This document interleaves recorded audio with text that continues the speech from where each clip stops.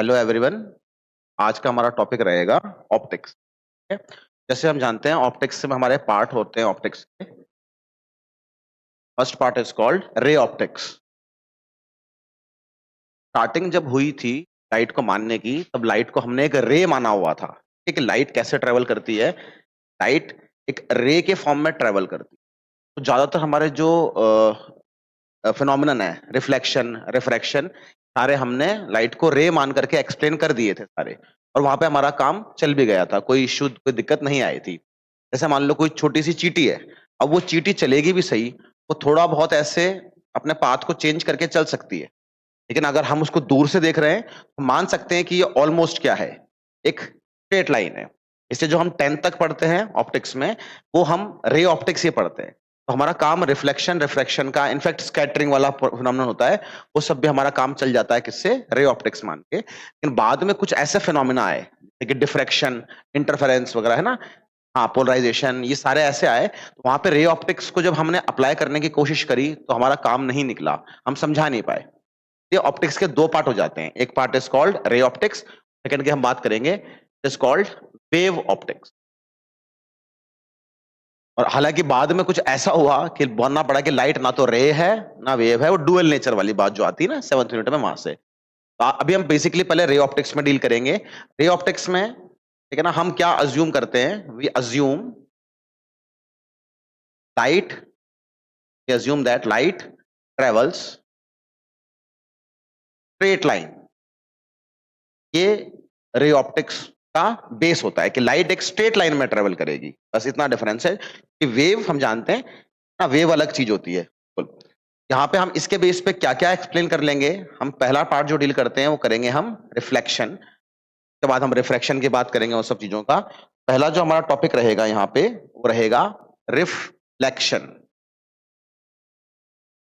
तो रिफ्लेक्शन का मतलब क्या होता है? जैसे अगर मैं कहूं कि कोई बॉल है, बॉल आई, टकराई और चली गई, तो ये भी क्या है? ये भी रिफ्लेक्शन है। रिफ्लेक्ट करने का मतलब क्या होता है? कोई भी चीज, कोई आए और किसी बाउंड्री से टकराए और वापस उसी मीडियम में रह जाए, मतलब मीडियम क्या रहना चाहिए? सेम। तब हम बोलते हैं कौन सा फिनोमिना है? रिफ्लेक्शन। मींस रिफ्लेक्शन क्या होता है? फिनोमिना इन विच, अब मैं यहाँ पे वर्ड लाइट यूज कर रहा हूं, अदरवाइज रिफ्लेक्शन कोई लाइट के ही, ऐसा नहीं है कि सिर्फ लाइट के लिए एप्लीकेबल है, किसी के लिए भी हो सकता है एप्लीकेबल, बट हम लाइट की बात कर रहे हैं इसलिए। Phenomena in which light remains in the same medium. बस रिफ्लेक्शन में और रिफ्रैक्शन में इसका डिफरेंस होता है, मीडियम का, है ना। रिफ्रैक्शन में चेंज हो जाएगा मीडियम, जैसे air to glass, air to water. Reflection में मीडियम चेंज नहीं होता। आफ्टर इंटरेक्टिंग विद, अब यहां पे मैं बाउंड्री वर्ड भी यूज कर सकता था, लेकिन बाउंड्री मुझे हमेशा लाइट में यूज करना सही नहीं रहेगा। हाँ, एक बॉल के लिए ट्रू है कि कोई बॉल दीवार पे टकराएगी, सेम मीडियम आ जाएगी, लेकिन लाइट के लिए क्या होता है? रिफ्लेक्ट करेगी या नहीं करेगी, वो मीडियम, वो बाउंड्री पे डिपेंड करता है। जैसे कोई दीवार है तो लाइट उसके अंदर एब्जॉर्ब भी हो जाएगी, रिफ्लेक्ट उतना नहीं करेगी। इसलिए हम यहाँ पे क्या रखते हैं? बाउंड्री की जगह हम क्या वर्ड यूज करते हैं? Reflecting surface. कोई बॉल है, उसके लिए तो दीवार भी क्या है? रिफ्लेक्टिंग सरफेस है। लेकिन बॉल के लिए अगर बात करूं मैं पानी की, तो वाटर पे बॉल को टकराऊंगा तो बॉल रिफ्लेक्ट नहीं करेगी, वो अंदर चल जाएगी उसके। इस तरह से रिफ्लेक्टिंग सरफेस क्या होती है कि जो लाइट जब उससे टकराए उसको वापस मोड़ दे, वो मतलब एब्जॉर्ब बहुत कम करे, इनफैक्ट 0% करे, और सारी की सारी लाइट को वापस वो टकरा के वापस फेंक दे, उसको हम बोलते हैं रिफ्लेक्शन। बेसिकली यहां पे होता क्या है, कोई सरफेस इस तरह से है, अब इसको हम बोलते हैं रिफ्लेक्टिंग सरफेस। ठीक है, जहां पे ये ऐसा बनाया हुआ है, इसका मतलब यहां पे आपने क्या कर रखी है? पॉलिशिंग कर रखी है, पॉलिश कर रखी है। जैसे हमारा मिरर होता है, अगर एक ट्रांसपेरेंट ग्लास है, उसके लाइट आर पार निकल जाती है, लेकिन पीछे अगर हम पॉलिश करते हैं वो, तो हम अपना फेस देख पाते हैं। ये उसको क्या बोलते हैं हम? Polish surface. पीछे वाली सरफेस को बोलते हैं पॉलिश्ड, और ऊपर वाले को क्या बोलते हैं? Reflecting surface. ये जो हमने सरफेस ड्रॉ करी है कैसी है? प्लेन है बिल्कुल। जरूरी नहीं है प्लेन हो, या ऐसी रैंडमनेस यानी डिफ्यूज्ड भी हो सकती है, या बिल्कुल कोई ऑर्डर ना भी हो, वैसे भी हो सकती है, उबड़ खाबड़ बिल्कुल हो सकती है। लेकिन अगर हम बात करते हैं प्लेन के लिए, प्लेन सरफेस में क्या होगा? लेट्स से लाइट ऐसे आई, ठीक है, तो लाइट ऐसे आएगी तो वो यूं करके वापस निकल जाती है। अगर यहाँ पे लाइट आ रही है तो डिपेंड करता है कहाँ टकराएगी लाइट। अगर वो यहाँ टकरा रही है तो वो ऐसे निकल सकती है। अगर लाइट यहाँ टकराएगी तो पॉसिबल है कि जिस रास्ते पे आई थी वो उसी पे चल जाए। अगर वो यहाँ टकरा रही है तो वो ऐसे निकल जाए। ये होता है हमारा डिफ्यूज्ड रिफ्लेक्शन। Diffused reflection. और ये होता है हमारा सिमेट्रिक या फिर प्लेन। यहाँ पे हमारा रिफ्लेक्शन कैसा हो रहा है? प्लेन। सरफेस कैसी है? प्लेनर रिफ्लेक्टिंग सरफेस होती है यहाँ पे। अब नॉर्मली क्या होता है, जैसे मान लो कोई दीवार है, कोई वॉल है, अब कोई बॉल आएगी उस पे, तो बॉल आएगी, टकराएगी, टक्कर के बाद वो वापस यूं गिर जाती है, बिकॉज बॉल पे क्या लगती है? ग्रेविटी। लेकिन लाइट के ऊपर ग्रेविटी नहीं लगती। Light is made of particles जिनका मास नहीं होता फोटोन्स का। इसलिए लाइट के लिए हम हमेशा सिमेट्री देख पाएंगे लाइट में, क्योंकि ग्रेविटी नहीं लग रही। बॉल के लिए नहीं होगा ना, बॉल आएगी ऐसे तो बॉल वापस यूं नहीं जाएगी। बॉल आएगी, टकराएगी दीवार से, वो यूं जाती है बिकॉज उस पर ग्रेविटी लग रही होती है। बट लाइट के अंदर तो मास नहीं होता, ग्रेविटी लगती ही नहीं है। इसलिए जब हम बात करते हैं रिफ्लेक्शन की, हम सबसे पहले बात करते हैं laws of reflection. Laws of reflection की अगर हमें बात करनी है, लेट्स से ये हमारे पास में एक रिफ्लेक्टिंग सरफेस है, ओके। अब यहां पे अगर एक लाइट की रे आई, तो जो लाइट की रे आती है it is called incident ray, okay. I R means incident ray. तो रे इंसिडेंट हो रही है रिफ्लेक्टिंग सरफेस के ऊपर, ओके। तो लाइट इससे टकराने के बाद वापस जाएगी इस तरह से, इसको हम बोलेंगे रिफ्लेक्टेड रे। रिफ्लेक्टेड रे जो टकराने के बाद वापस चली जाती है, ठीक है। और अब हम एक काम और करते हैं इसमें हमेशा, हाँ बिल्कुल नॉर्मल, जिस पॉइंट पे रिफ्लेक्शन होता है वहां पे हम एक 90 डिग्री पे, 90 डिग्रीज पे एक लाइन और ड्रॉ करते हैं इस तरीके से। इस लाइन को हम क्या बोलते हैं? नॉर्मल। सिंपल नॉर्मल बोल दो या नॉर्मल लाइन बोल दो, नॉर्मल। अदरवाइज नॉर्मल का मतलब क्या होता है? परपेंडिकुलर ही होती है। ये ड्रॉ क्यों करी जाती है उसका एक लॉजिक होता है, लॉजिक के बाद हम बात करेंगे अभी उस बारे में। तो लॉज ऑफ रिफ्लेक्शन है बेसिकली, वो दो लॉज होते हैं। पहला लॉ होता है इंसिडेंट रे, आने वाली रे जो थी, रिफ्लेक्टेड रे जो जाने वाली रे है, एंड नॉर्मल, ये एक ही प्लेन में लाई करते हैं। All lie the same plane. का प्लेन क्या होता है? सेम होता है। मींस अगर हम ऐसे बात करें, लेट्स से कि आने वाली रे ऐसे आ रही थी, जाने वाली रे ऐसे आ गई, इनका प्लेन क्या है? ये वाला है। तो नॉर्मल ऐसे नहीं हो सकती, क्या ऐसे नहीं हो सकती? नॉर्मल को इसी प्लेन में आना पड़ेगा, प्लेन सेम रहेगा। अगर मैं कहूं कि आने वाली रे ये है और जाने वाली रे ये होती ऐसे, तो इनका प्लेन क्या होता? इस तरीके से होता। तो नॉर्मल को कहां होना पड़ता? इसी प्लेन में होना पड़ता। इसके ऊपर एक ही बार क्वेश्चन आया है जेई में, वहां पे हमको प्लेन की इक्वेशन में इन तीनों की इक्वेशन डालनी पड़ती, बट अदरवाइज नॉर्मली कोई क्वेश्चन बनता नहीं है नॉर्मल लेवल पे, ना बोर्ड लेवल पे ना और किसी लेवल पे। दूसरा लेवल जो होता है लॉ, उसको हम सिंपली क्या बोलते हैं कि angle of incidence is equal to angle of reflection. Means angle I क्या है? It is called angle of incidence, आने वाली रे का एंगल। एंगल आर क्या है? Angle of reflection. अब यहां पे अगर आपसे ऐसे पूछ लिया जाए तो बताओ, अगर ये वाला एंगल ये होता 30 डिग्रीज का और आपसे पूछा जाता कि बताओ एंगल ऑफ रिफ्लेक्शन कितना होगा, हमारा आंसर क्या आता? ठीक है, 60 आता। बिल्कुल। कि हमें बात यहां पे याद रखनी होती है कि एंगल आई और एंगल आर ये दोनों किसके साथ होते हैं? Are with respect to normal. Normal का यूज ही ये होता है कि सारे एंगल्स नॉर्मल के साथ नापने, ना सिर्फ रिफ्लेक्शन में बल्कि रिफ्रैक्शन में भी आप नॉर्मल के साथ ही नापोगे। ये पॉइंट याद रखना चाहिए आपको। इसलिए अगर मैं यहां पे बात करूंगा, मैं कह सकता हूं कि जो ये वाला एंगल होता है इट इज कॉल्ड एंगल आई, मतलब angle between incident ray and normal, इसको एंगल आई बोलते हैं।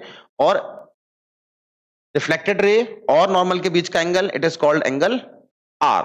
अगर ये एंगल होता 30 डिग्रीज, ये पूरा एंगल कितना होता नॉर्मल का? 90।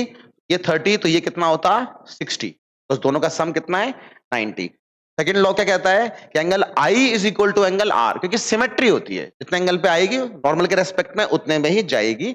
इसलिए हम बोलेंगे if angle i 60 it means angle r also, तो हमारा एंगल आर भी कितना आता, और ये 60 होता, ये भी कितना होता 30 डिग्रीज।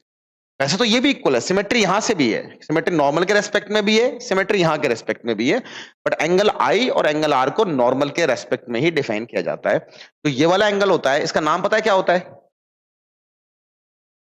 कई बार ये वर्ड यूज करता है, इस एंगल को बोलते हैं हम ग्लैंसिंग एंगल। ग्लैंसिंग,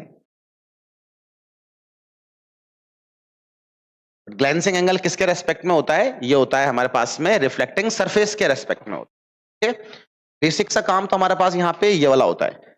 हम दो लॉस की बात करते हैं कि rays, incident ray, normal and reflected ray same plane में लाई करेंगे, दूसरा दोनों एंगल बराबर होते हैं। अब एक थर्ड कोई लॉ नहीं है, लेकिन ये एक, चलो इसको ये एक्सपेरिमेंटल ऑब्जर्वेशन है, ये फिक्स चीज है। वो क्या है, मैं यहीं पे लिखवा देता हूं वो चीज।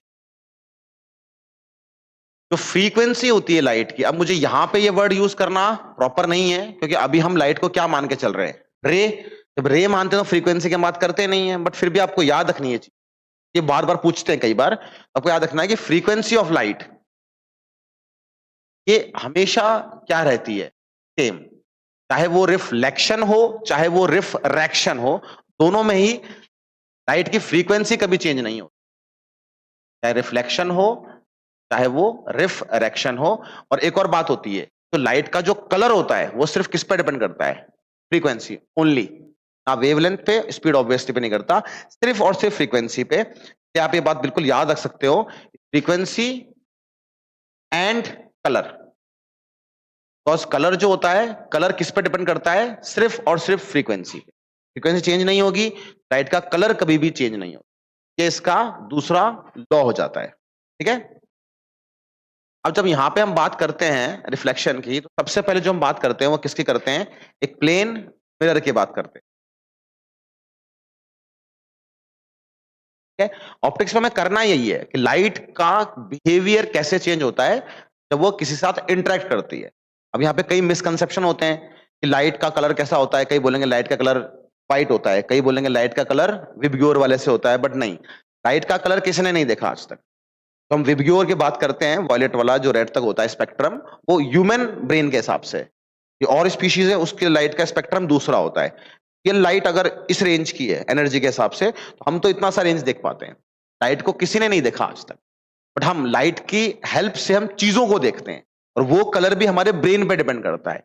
इसलिए कलर ब्लाइंडनेस जैसे डिफेक्ट होते हैं, मुझे कोई चीज रेड दिख रही है पर क्या पता किसी को ग्रीन दिखती हो। कोई और स्पीशीज है, जैसे होता भी ऐसे है, ज्यादातर जो इंसेक्ट्स वगैरह होते हैं या एनिमल्स होते हैं, तो दिखता वैसा ही है जैसा उनके सर्वाइवल के लिए बेस्ट है। लाइट अपने आप में कैसी होती है वो हम कुछ नहीं बोल सकते उस बारे में, हम लाइट की हेल्प से चीजों को देखते हैं, पर लाइट को नहीं देखा किसी ने, लाइट का कलर क्या है, ठीक है। जब हम यहाँ बात करते हैं प्लेन मिरर की, प्लेन मिरर का सिंपल सा फंडा, हमने इस तरह से एक प्लेन मिरर बना दिया। प्लेन मिरर वही है जो हमारे घरों में लगा हुआ होता है। अब यहाँ पे क्या होगा, होगा तो वही रिफ्लेक्शन वाला पॉइंट, लेकिन अभी हम यहाँ पे बात करते हैं, हम दो ऑब्जेक्ट्स की बात करते हैं। पहला है पॉइंट ऑब्जेक्ट। अगर कोई पॉइंट ऑब्जेक्ट है तो वो किस तरह से उसकी इमेज बनेगी?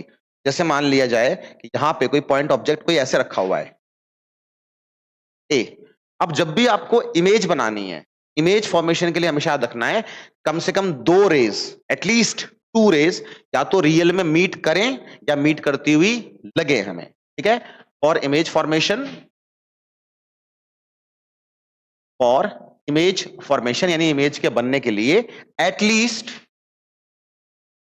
To rays should either meet, या तो वो रियल में मीट करें, या फिर और अपीयर टू मीट, या फिर मीट करती हुई लगे, दोनों केस में इमेज बन जाती है। तो एक अगर मैं यहां बात करूं, लेट्स से मैंने एक रे तो यहां पे ऐसे भेज दी करेक्टली, दूसरी रे को मैं किसी भी एंगल में भेज सकता हूं। लाइट रेज ऑब्जेक्ट से निकल रही होंगी, निकल तो क्या रही होंगी, मान लो ये सोर्स नहीं भी है लाइट का, बट लाइट तो आ रही है, उससे रिफ्लेक्ट होकर टकरा रही है, तो हर ऑब्जेक्ट से लाइट निकल भी रही होती है, ठीक है। अब यहाँ पे क्या करना है, अगर मैं इस पॉइंट पे देखूं, सबसे पहले मुझे यहाँ पे क्या ड्रॉ करनी चाहिए? नॉर्मल। यहाँ पे मान लो मैंने नॉर्मल ड्रॉ कर दी, तो यहाँ पे जो नॉर्मल ड्रॉ होगी वो कुछ ऐसे होगी। अगर नॉर्मल ऐसे है तो यहाँ पे एंगल ऑफ इंसिडेंस क्या हुआ? 0, बिल्कुल, ठीक है। इस सरफेस के लिए एंगल आई क्या है? क्योंकि आने वाली रे भी ऐसे है इंसिडेंट रे और नॉर्मल भी ऐसे है, तो दोनों के बीच का एंगल क्या हो गया, ये एंगल 0। आप 0 बोलो 180 बोलो, दोनों सेम बात है, बट हम 0 ही बोल देंगे। अगर एंगल आई 0 है तो इसका मतलब एंगल आर भी क्या होगा, 0। तो ये जो लाइट आई थी येलो कलर से जो शो कर रखी है, ये टकराने के बाद ये किस तरह से वापस जाएगी, ये ऐसे ही वापस चल जाएगी सेम। ठीक, अगर इस लाइट की बात करूं जो येलो पे आई थी यहां पे, इस लाइट के लिए नॉर्मल कुछ ऐसे बनेगी, इसका एंगल ऑफ इंसिडेंस क्या होगा, ये एंगल आई होगा, जितना एंगल आई होता है उतना एंगल आर होगा। तो ये जो रे आई है यहाँ पे, वो टकराने के बाद वो इतने ही एंगल पे वापस चल जाएगी। मींस तो ये एंगल आर है, इसके बराबर होगा, एंगल आई के बराबर होगा। अब ये वाली रे जो जाएगी टकरा करके ऐसे, और ये वाली रे ये आगे तो कहीं नहीं मिल रही, क्योंकि ये वाली रे स्ट्रेट निकल जाएगी ऐसे और ये जाएगी ऐसे, तो ये बहुत दूर होती हुई जा रही है, ये तो यहां तो कभी नहीं मिलेंगी। लेकिन अगर हम इसको बैकवर्ड में ड्रॉ करें को भी और इसको भी, में क्या लगेगा, ये कहां मिलती हुई लग रही है, यहां पे। तो हम बोलेंगे इसकी इमेज कहां बनेगी, यहां पे ए डैश, इस तरह से इमेज फॉर्म होती है। अब यहां तो मैंने मिरर बहुत बड़ा ले लिया, क्वेश्चन ऐसा भी आ सकता है कि मान लो कोई ऑब्जेक्ट यहां पे है और कोई प्लेन मिरर यहां पे है, इतना सा मिरर है, या मान लो चलो मिरर बड़ा कर लेते हैं हम, मिरर यहां तक है। अब आपसे पूछेगा इमेज कहां बनेगी, अब उसको हम कैसे बनाएंगे, उसमें भी तरीका सेम रहेगा। आप यहां पे कोई भी दो रेज ले लो, एक रे को यहां पे ऐसे भेज दो, दूसरी रे को आप यहां पे ऐसे भेज दो, यहां पे नॉर्मल इस तरह से बनेगी, ये एंगल आई होगा, तो बोल रहा हूं I1, ऐसे क्या आएगा एंगल R1, पहली रे तो ये जाएगी। ऐसे दूसरी रे की बात करूंगा अगर मैं यहां पे, दूसरी रे के लिए एंगल ये थोड़ा बड़ा आएगा I2, ये एंगल I2 आएगा, ये भी थोड़ा बड़ा आएगा एंगल R2। अब ये पहली रिफ्लेक्टेड रे है, ये दूसरी है, ये दोनों कहीं नहीं मिलेंगे यहां तो, बट अगर मैं इनको बैकवर्ड ले जाऊंगा तरीके से, ये यहां पे मिलती हुई लग रही होंगी, ये इस ऑब्जेक्ट की इमेज कहां बन रही होगी, यहां पे होगा वही। अगर मैं इसको बाउंड्री वैसे ले जाऊंगा, ये परपेंडिकुलर डायरेक्शन में ही ये रे ऐसे बन रही होगी, बट जरूरी नहीं है कि मिरर सामने होगा तभी बनेगी। ठीक है, यहां पे ऐसे बन सकती है, बट यहां का पॉइंट डिफरेंट कब आता है, जब हम बात करते हैं किसकी, फील्ड ऑफ व्यू। ठीक है, ऑब्जेक्ट तो वहां पे है, इमेज तो यहां बन जाएगी, आप देख पाओगे या नहीं देख पाओगे वो किस पर डिपेंड करता है कि आप कहां पे हो। देखो यहां पे जो दोनों रेज हैं वो ऐसे निकली हैं, अगर हमारा ऑब्जर्वर इस रेंज में होगा,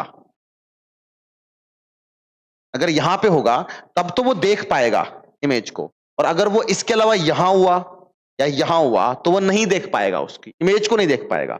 इमेज तो बनेगी, हमेशा बनती है, चाहे मिरर कितना छोटा हो चाहे कहीं पे भी हो, लेकिन आप उसे देख पाओगे या नहीं देख पाओगे वो डिपेंड करता है कि आप कहां से देख रहे हो।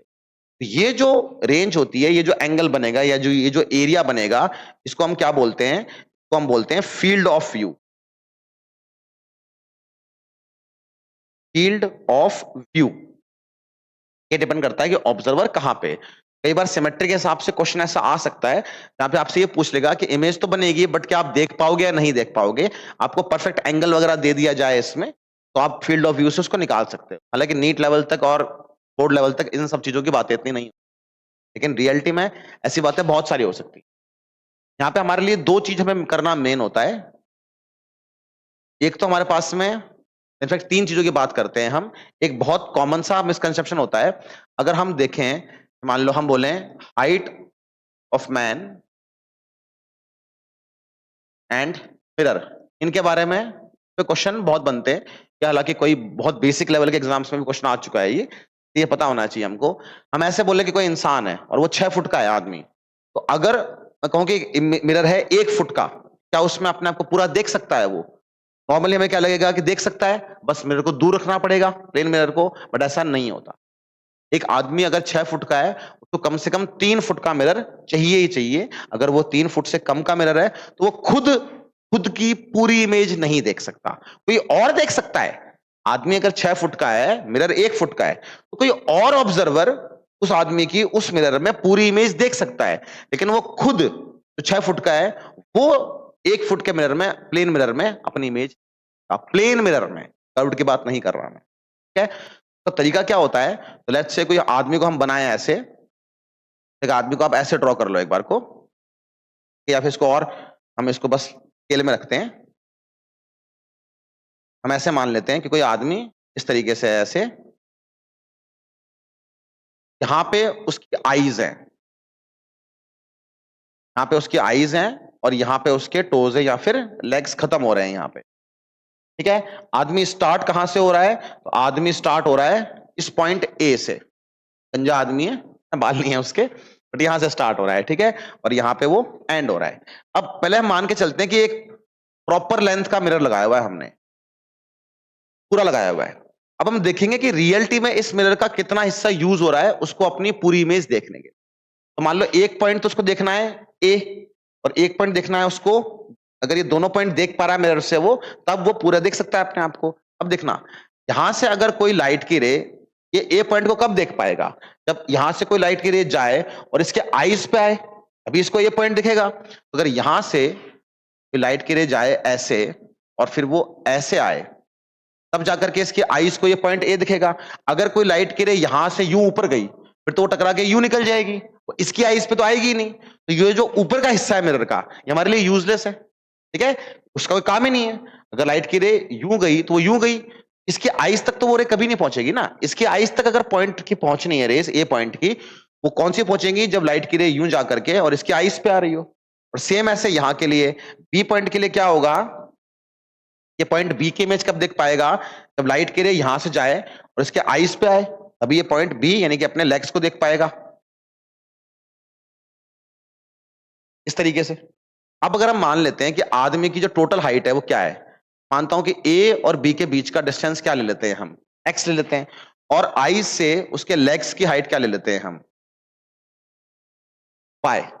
अब क्या होगा, इस ट्रायंगल का नाम देते हैं हम ए ई, इसको बोल देते हैं हम सी। अगर मैं ट्रायंगल ए सी ई की बात करता हूं,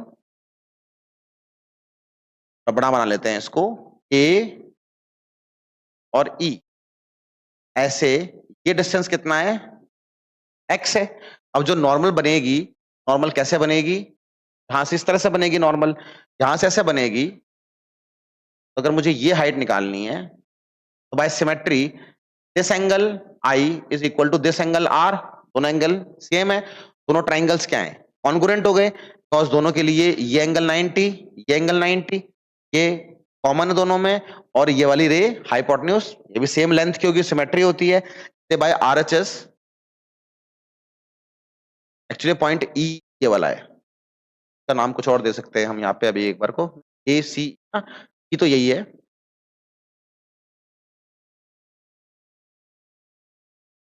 पॉइंट ई तो यही वाला है, ये वाला पॉइंट कुछ और डाल देते हैं हम यहाँ पे टी, फिलहाल बीच वाला पॉइंट यहाँ। ठीक है, तो यहाँ पे क्या होगा, ये और ये बराबर होंगी क्योंकि दोनों ट्राइंगल्स क्या है, concurrent. Triangle A C D is concurrent to triangle,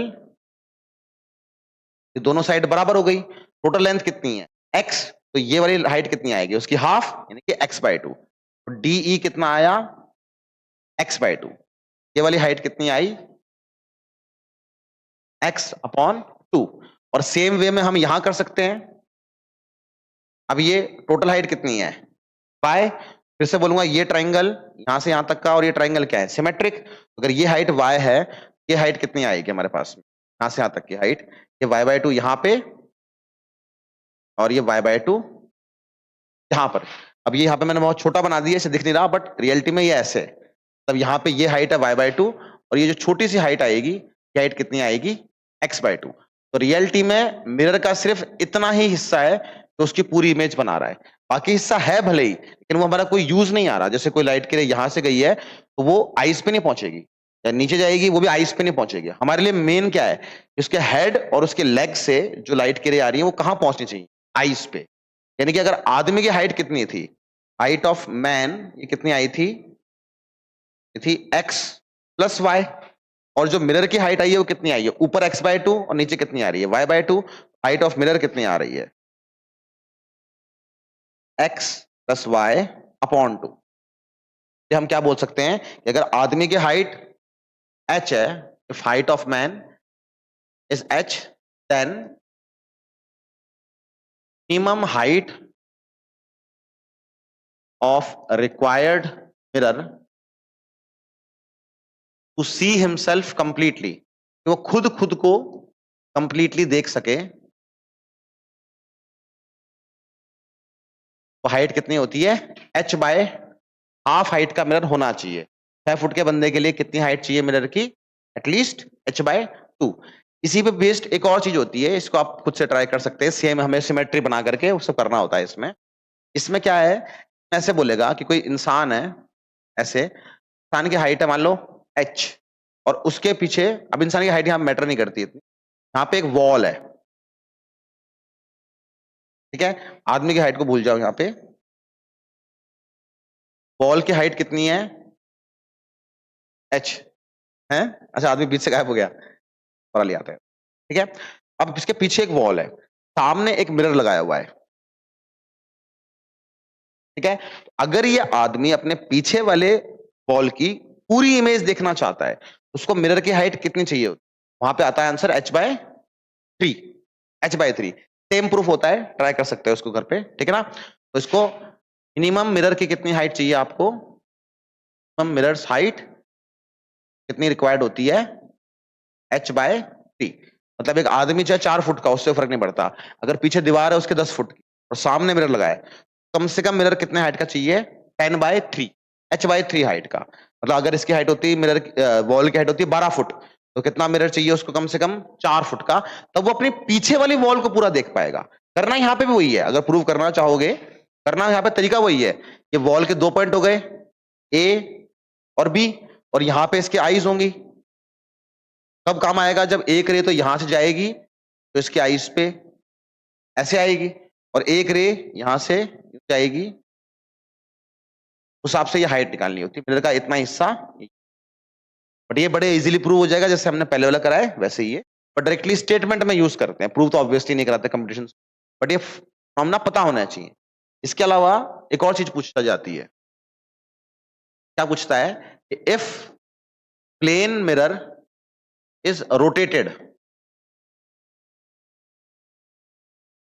अगर हम एक प्लेन मिरर को रोटेट कर दें तो रिफ्लेक्टेड रे कितने एंगल से चेंज हो जाएगी? जैसे समझना इसको क्या है, मान लो कोई प्लेन मिरर ऐसे, ठीक है। अब यहां पे जैसे कि कोई लाइट की रे आ रही थी ऐसे, अगर लाइट की रे ऐसे आ रही थी, ये नॉर्मल लाइट की रे इस तरह से चली गई होती।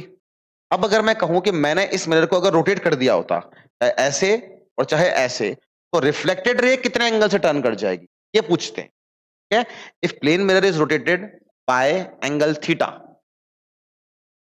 अगर प्लेन मिरर को आपने घुमा दिया, अभी तो ऐसा था प्लेन मिरर, लाइट ऐसे आ रही थी, ऐसे जा रही थी, अगर मैं प्लेन मिरर को घुमा दूं एंगल थीटा से, चाहे ऐसे घुमा दूं चाहे मैं उसको ऐसे घुमा दूं, दोनों वे में कैसे भी घुमा दूं, तो पूछूंगा कि जो नई रिफ्लेक्टेड रे होगी ना, ये तो ओरिजिनल है, नई वाली, वो रिफ्लेक्टेड रे कितने एंगल से घूम जाएगी, ये पूछा जाता है। देन पूछते ये हैं, find angle rotated bye reflected ray, reflected ray कितने एंगल से घूम जाएगी, वो भी पूछा जाता है। नहीं है, चलो कोई बात नहीं। अब इसको करना कैसे होता है, जैसे मान लो अभी हमने बोला, मान लो ये वाला एंगल होता आई, और ये जो एंगल होता आर, ये एंगल आर भी किसके बराबर होता? एंगल आई के बराबर होता।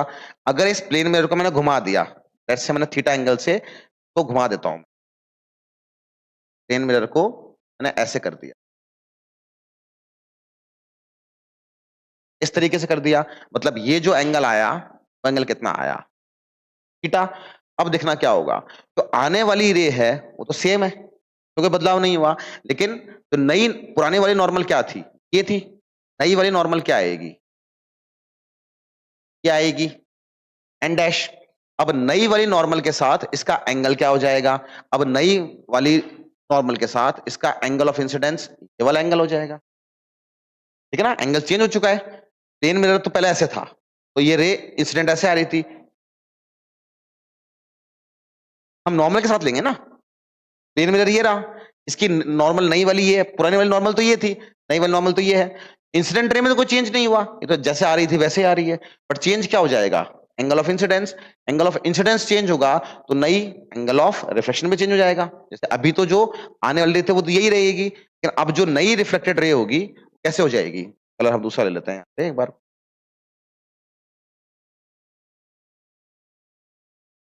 ऑरेंज ले लेते हैं।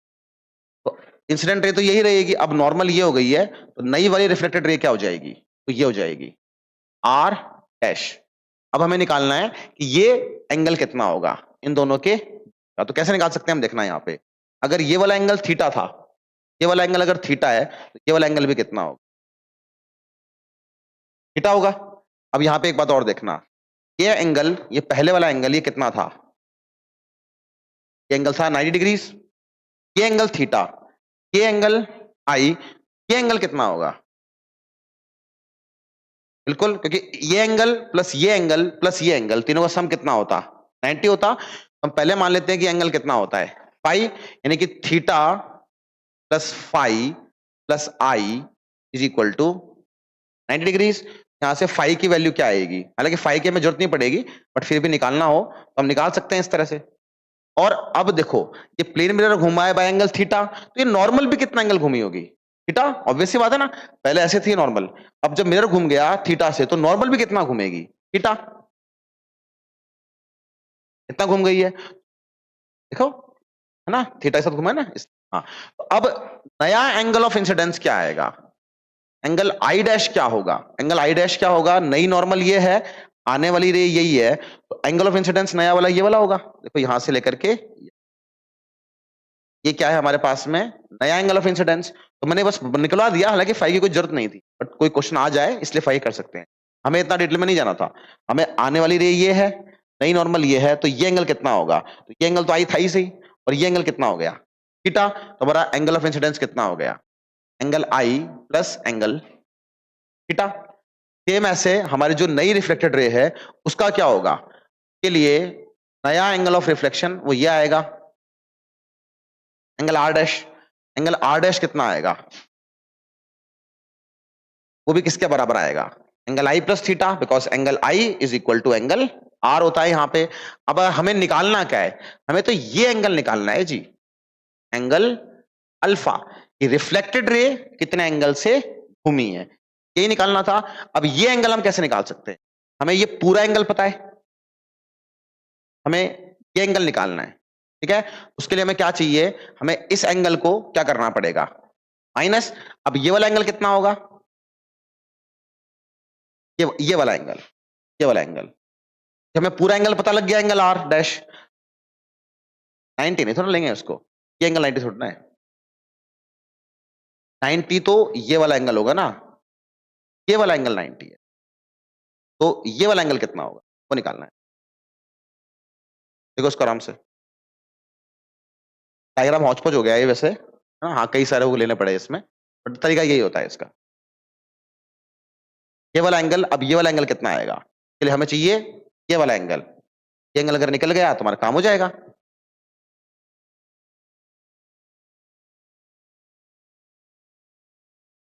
तो हमें देखो, अगर मान लो मैं कहूं कि यहाँ पे ये वाला एंगल कितना होता? थीटा, तो मैं सिंपल सी बात क्या बोल देता कि एंगल आर डैश वो किसके बराबर होता? एंगल अल्फा प्लस बीटा, और ये कितना था? Angle i plus theta. यहां से अल्फा की वैल्यू कितनी आती? Angle i plus theta minus beta. अब हमें यहाँ पे निकालना क्या है? यहाँ पे थीटा को निकालना है। थीटा कैसे निकल सकता है हमारा? अगर हम बात करें पहले वाले केस में, हमारा ये रिफ्लेक्टेड रे थी, ठीक है, और ये एंगल, ये पूरा एंगल ये कितना था? एंगल आई था ना, क्योंकि angle R is equal to angle I था। देखो पहला डायग्राम क्या था हमारा? पहला डायग्राम ये था, ये नॉर्मल थी, ये एंगल आने वाली रे थी, और ये जाने वाली रे थी। ये एंगल क्या था? एंगल आई, और ये एंगल क्या होता है? आर, और ये किसके इक्वल होता है? आई के इक्वल। ये देखो डायग्राम हमारा वही है अभी भी, ये हमारी पहले वाली नॉर्मल है, और ये हमारी पहले वाली रिफ्लेक्टेड रे है। पहले वाली नॉर्मल के साथ ये एंगल टोटल, ये टोटल एंगल कितना था? एंगल आर था ये, और एंगल आर किसके बराबर था? एंगल आई के बराबर था। ये वाला एंगल कितना हो चुका है? बीटा, तो बीटा कितना होता?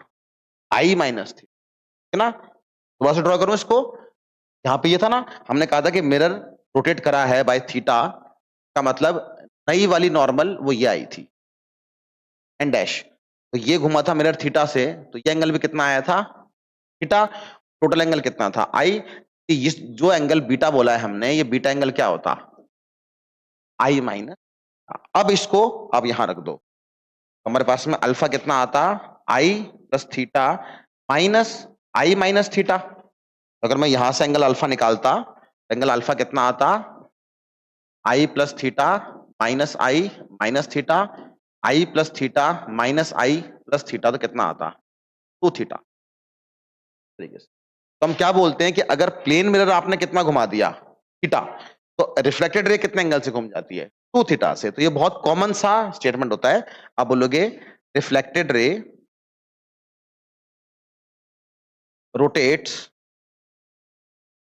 बाय 2 थीटा, इस तरीके से। अब इस पे कई बार क्वेश्चन सिंपल ऐसे भी आ जाते हैं, जैसे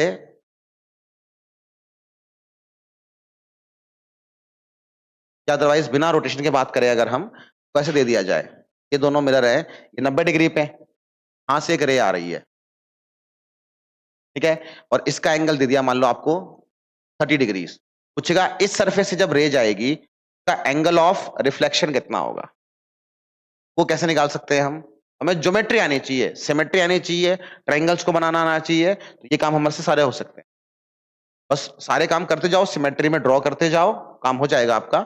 अगर ये एंगल 30 डिग्री से पहले ट्राई कर लो उसको करना चाहो तो,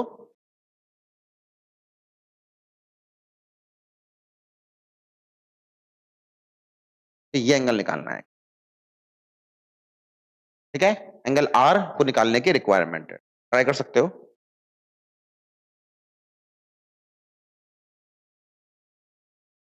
ट्राई करो इसको,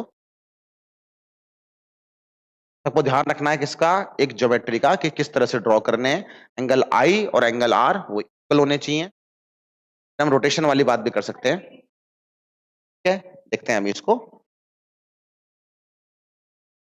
ये एंगल 30 होगा, ये कितना हो जाएगा 60, अगर ये एंगल 60 है, ये एंगल भी कितना होगा 60, क्योंकि ये एंगल आई है, ये एंगल आर है, अब अगर ये एंगल 60 है तो ये एंगल कितना आएगा, ये एंगल 60 आएगा, तो ये 30, ये भी कितना आ गया, हाँ तो कुछ बात नहीं आई, लेकिन अगर मैं यहां पे आपसे ये पूछता कि अगर इन दोनों मिरर्स को मैं रोटेट कर दूं बाय थीटा, ठीक है, इफ दिस अरेंजमेंट यानी दोनों मिरर्स को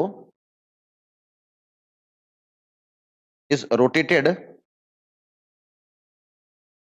बाय एंगल थीटा, तो आपसे पूछता कि बताओ नई वाली रिफ्लेक्टेड रे वो कितने एंगल से घूम जाती, then angle rotated by new reflected ray वो कितना होता।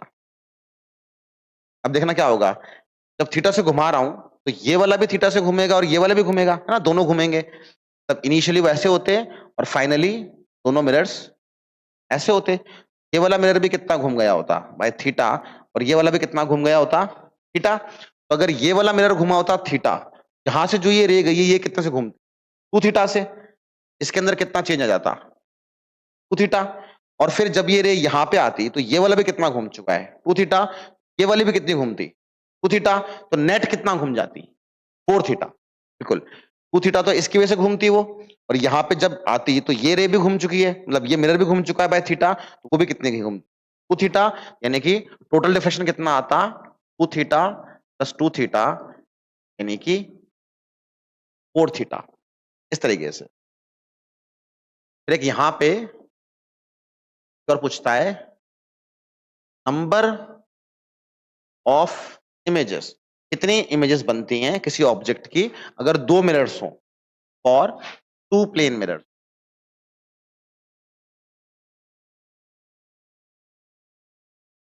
ठीक है। अब इसमें क्या होगा, जैसे 2 मिरर्स है हमारे पास में, इस तरीके से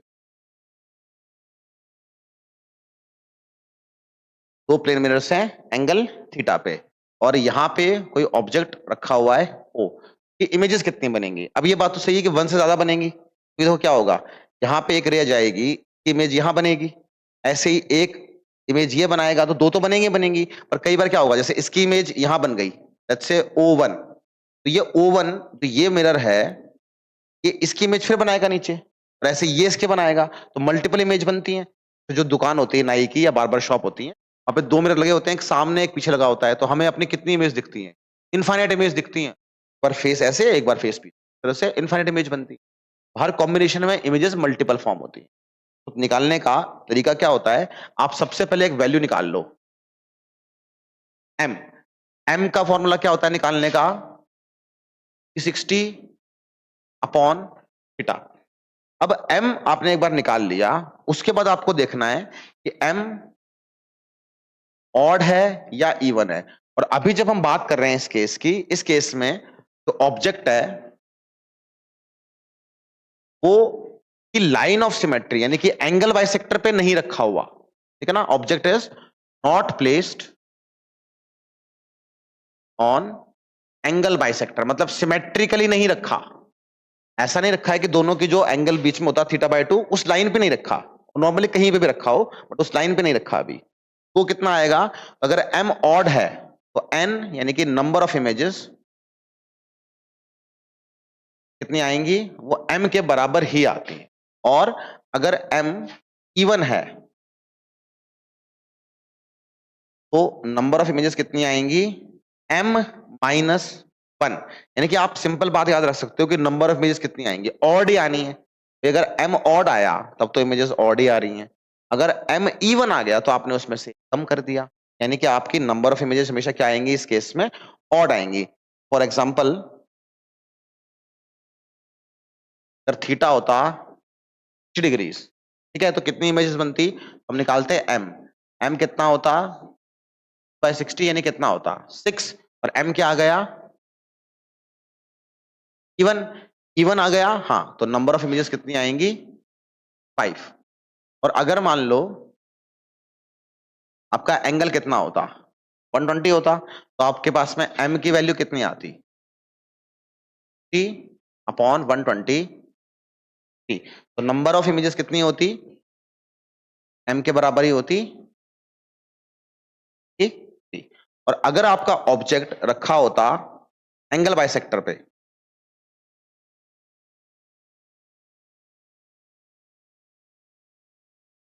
अगर आपका ऑब्जेक्ट रखा होता एंगल बाइसेक्टर पे, तो आपने क्या करना होता, तो अगर m ऑड होता तो नंबर ऑफ इमेजेस क्या आती, m-1। हाँ, इवन वाले में तो हो ही जाएगा काम, उसमें नहीं, उसमें तो आपका ऑड आएगा, मतलब अगर वो चेंज नहीं होगा। हाँ, अगर m ऑड आता आपके नंबर ऑफ इमेजेस कितनी आनी थी, m-1। तो यहाँ पे दोनों ऑड नहीं है, यहाँ पे अगर m ऑड था तो नंबर इमेज कितनी आ रही है,